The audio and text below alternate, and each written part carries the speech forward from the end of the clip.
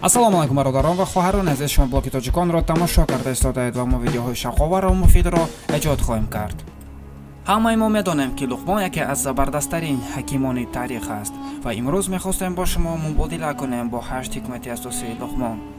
Шайх Кабир Ҷурҷонӣ мефармояд ки ман китобхонаи Луқмони ҳакимро ёфтам ва пандномаи писараш нигоҳ кардам.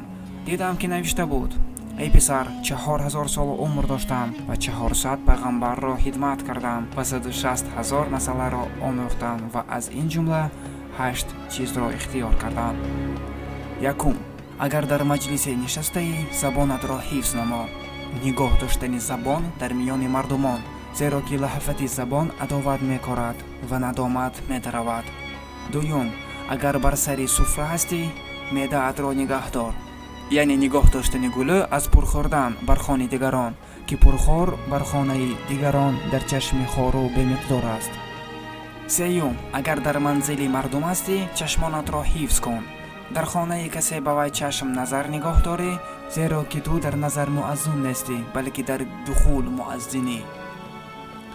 Чорум, агар дар намозӣ, қалбатро муҳофизат намо. нигоҳ доштани атову эҳсон дар миннат ниҳодан, ки гуфтаанд: изои миннат ҳодими бинои неъмат ва муҷиби кашиши никмат аст. Панҷум, бадии мардум ба худатро ба ёд наёвар. яъне нигоҳ доштани нафс аз кинаҷӯбӣ бар бадиҳои халқ, ки ҷавонмарди эҳсон бар ҷои бадӣ кардан аст. Шашум, хубиятро ба мардум баён накун. яъне нигоҳ доштани дил аз риё дар вақти ибодат кардан дар миёни халқ, зеро ки доияи риё дар миён мало мебошад, на дар хало. ҳафтум, рӯзи охиратро фаромӯш накун. маргро фаромӯш накун ба фиребу ғурур, ба тазинии халқ. ҳеҷ кас маргатро аз ту боз надорад, балки вақте ки марги ту фаро мерасад, балки хушҳол мешаванд ба он ки ба даст меоваранд аз моли боқимондаи ту. ҳаштум, худовандро фаромӯш накун.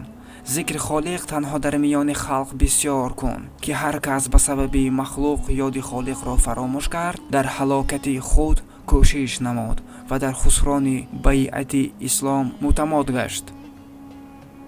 бародарон ва хоҳарон, ин буд 8 ҳикмати Луқмони ҳаким. дар охир паёндҳо мегузорем наварҳо дар бораи Луқмони ҳаким ва ҳикоятҳои ибратнок. агар маълумоти мо ба шумо писанд омад, лайкро пахш кунед ва обуна шуданро аз ёд набароред. сар баланду хона обод бошад.